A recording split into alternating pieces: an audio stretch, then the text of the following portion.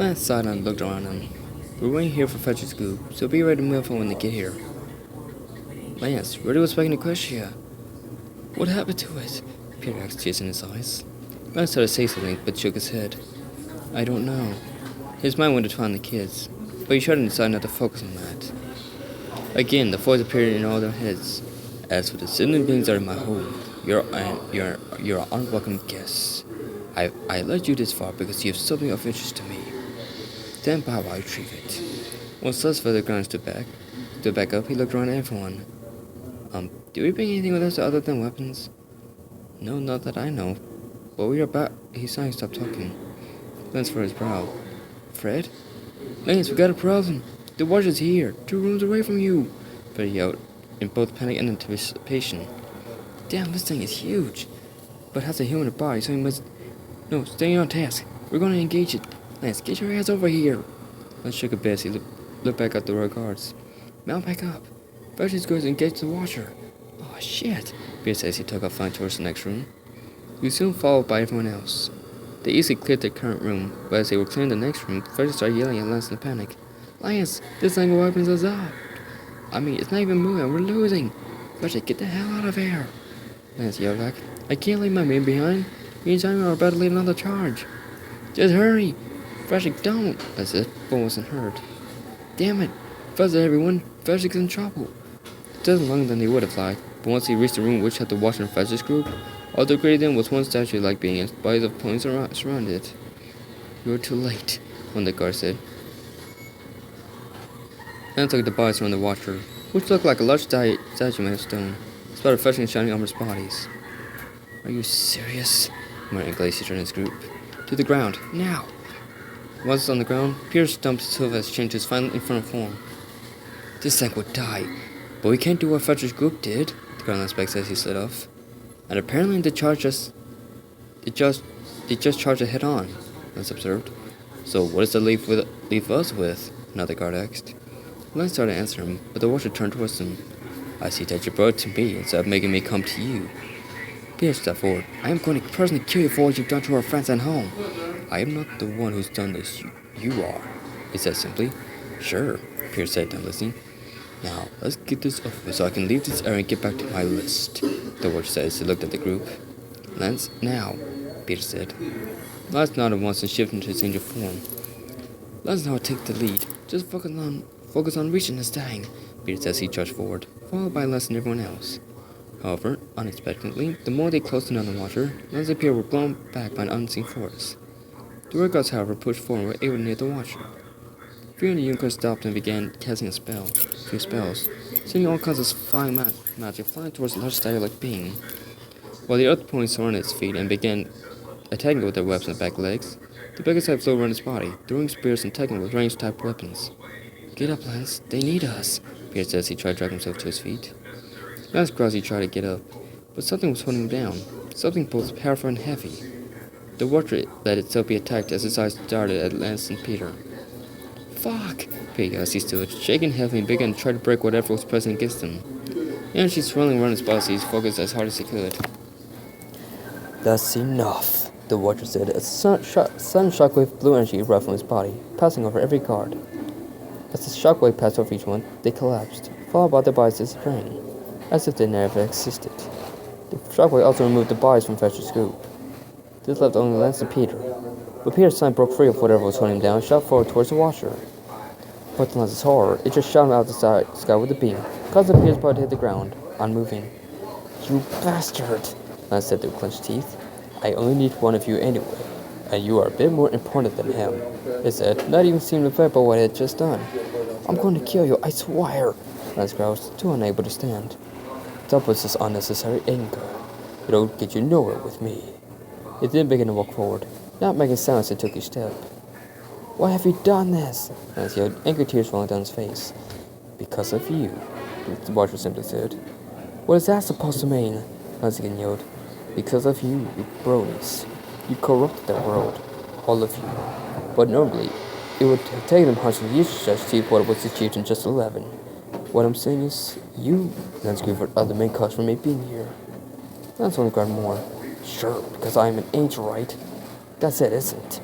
Not even close. You were the one who caused all of this. Because you're the one who started it. Man shook his head. Now, how could I have started? You are the one who united a group of villains who caused more trouble than any other group. You caused a Brony to become prince, and you caused the destruction of a beloved town. With this said, you are the single cause for all the problems of that world. I can go into detail, but I will not. It will take too long to explain all you have caused. I can, however, tell you how many have died because of you. The Order stopped talking for a moment. Exactly 364,832. That is the number of lives that were lost in your 11 years on that planet that were caused by you. All direct and indirect. Most of them are the ones who died due to backfire of every single thing you did. For example, the prank that was put on you and your friends, which led to the citywide takeover by the one named Endwell, and the fun you did trying to save your friends from being raped. Did you ever once stop and think about the ones you were fighting? None of them died during the fighting, but a majority of them died of their injuries afterwards when they were given back control of their bodies. Do you see? You and your friends are the reason for everything that has happened. You're the reason I'm here and the reason I've judged the planet poorly. Lance lay there through the whole thing, slowly losing and gaining sadness. Do you have anything to say for yourself? Lance hung his head before looking up at the Watcher. First off, I can see how this is my fault.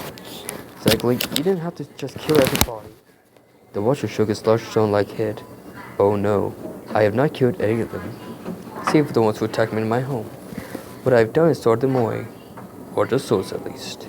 What I do is I restore plans to what they once were, before we would have corrupted them had a chance to do so.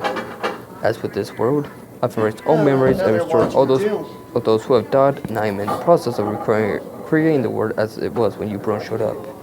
Once I am done, I am going to start this new timeline as if nothing ever happened, as if everything you have done never happened.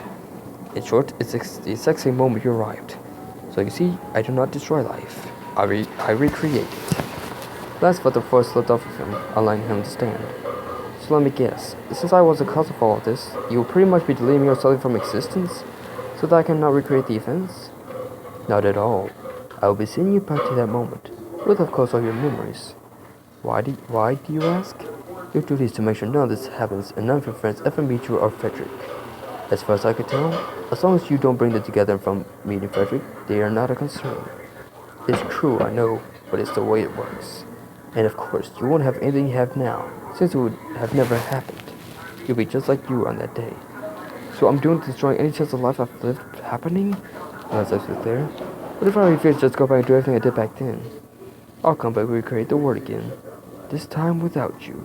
You'll end up in my soul collection of all those who tried what you just told me. So I'm giving you a chance to have a new life. After your duty is complete, you can go off and live your life, away from everyone you've once known. That is just cruel. I would rather die. You say that, but I know you don't want to die.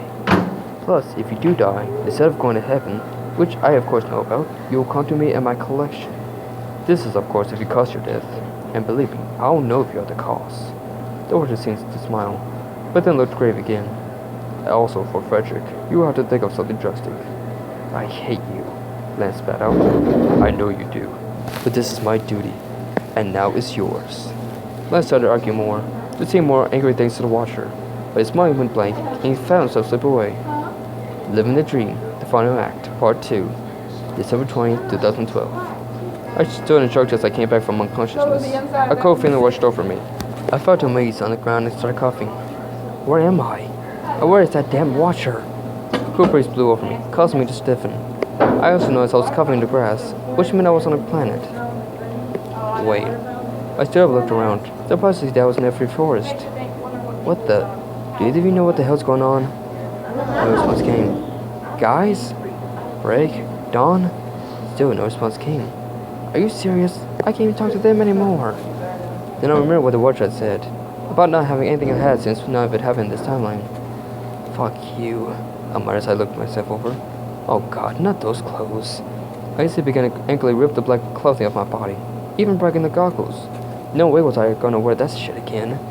Oh wait, I don't need those to go unnoticed. The clothing I had been wearing was not shredded around me. Useless. God, I can't do anything right. I noticed one other thing about myself. No. Come on, no. I'm 17 again? I put my face in my clothes, but suddenly looked up. Twilight! I jumped to my feet. I shot off in the direction of Ponyville. but eventually stopped myself, still remember what the watch had told me. So now I can't even go near my wife. Shit. Is someone there? I heard a small voice ask, clearly worried. Oh shit. Fluttershy. I forgot this was around the time I ran into her. I suddenly took off, flying upward and away from her before she spotted me. So now I have to run from my friends? I don't know if I can do this. I sighed heavily and began to fly for Ponyville. First things first, I need to cover myself in something. Then I guess I have to make sure none of my friends run into me or me, Frederick. Sounds too painful, but better than being in that thing's collection. But how to deal with Frederick? I mean, he was like a brother to me, and I know I will not harm him.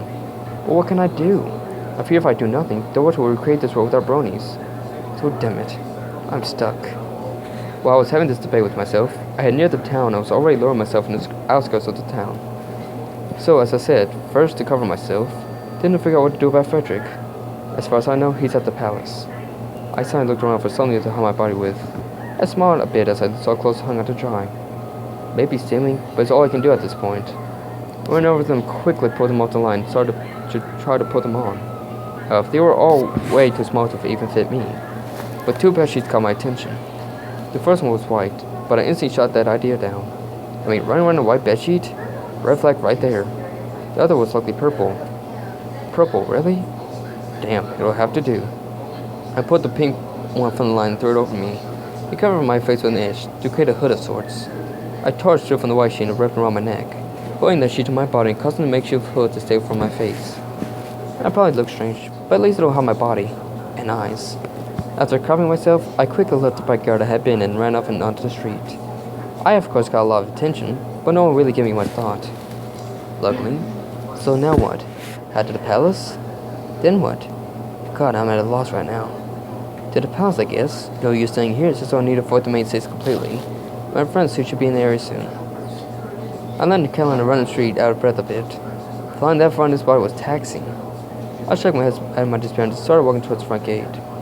But by complete habit, I walked right up to the gate and started to walk through it. Whoa there, no one enters without being summoned. The lifeguard said as he lowered the spirits to block my path. What? But I always... Then I remember what I was inside. But I always wanted to go in. Everyone wants to go in, but you may not enter without being summoned or have important information. And don't try to say you have either, because we won't believe you. I was shocked to spot myself and walked away from them in the gate. Guess that is a no-go. So what, wait for him to come out? Unlikely to happen anytime soon. Shit, this kind of thing would happen to me, wouldn't it? I hate this completely. I was currently huddled up against a trash can in an alleyway because beside what I expected to be the restaurant down from my house, or what it used to be my house. The sign had said an hour before, leaving me facing the dark. A thought hit me. Would I get married to another brony? This instantly caused me to become pissed off, but I knew I couldn't do anything about it. So I was screwed, big time. However, I couldn't stop thinking about another man being with Twilight and having the family I once had. I stopped myself a few times till I just gave up. First, that friendship from me ain't all friends. Then I guess I'll just start my own life. Fuck me. 8 days later, I'm just gonna say that was the most unexpected thing I've ever seen. I mean, running to Cody and somehow convincing him that Frederick was me? How does that happen?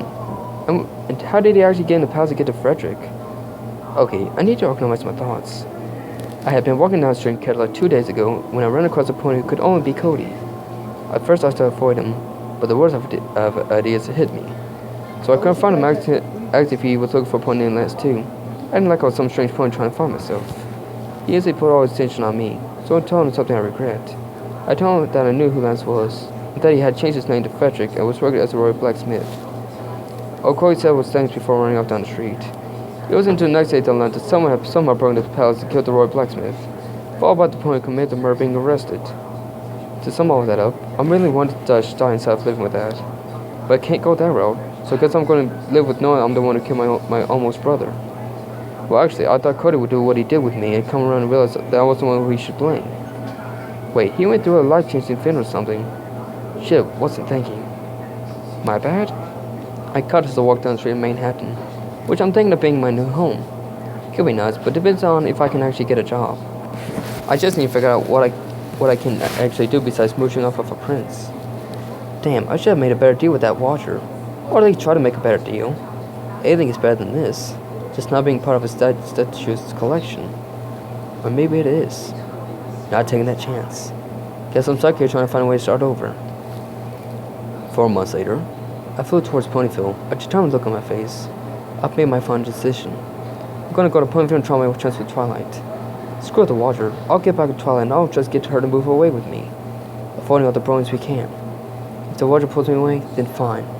Within 10 minutes, I was already standing 1 block away from the Treehouse Library, sweating nervously. For one, I looked like a mess. My coat was messy, same goes for my hair, which was hung down all around my face due to not being washed a lot. I turned up and started walking towards the front door. I was half expecting it to open and someone walk out while I was walking towards it, but it remained closed. Once at the door, I knocked on it, waiting for the spark of Twilight to answer, hoping for the latter. However, the pony that answered the door was on my list of worst fears. A large dark blue pony answered the door and looked me over. What? Ah, shit. Now what? Before I could answer, the pony glared at me. Oh wait, you're another brony, aren't you? I started. You are. He suddenly moved in place to take up the whole doorway. Listen here, you fucktard. I got here first. I got to Twilight before any other brony, and I'm the one that taps her every night. And every time I want. So take your ass and get the fuck out of here before I beat the crap out of you right here, right now. I went as I took a step back. Looked past him as someone inside moved towards the door. Who are you yelling at this time, James? Twilight said from behind the huge pony. 2 things are killing me right now. 1, his name is simply James. And 2, he's a complete douche. How did Twilight fall for him? Just another bro trying to bang you, and this one looks like complete crap, he said, giving me the eye. Another? She said. She looked at me. Look here, James told me what your other bros want to do to me, and that's sick. Just sick. You can't force seconds on pony, so just leave. Brainwashing much?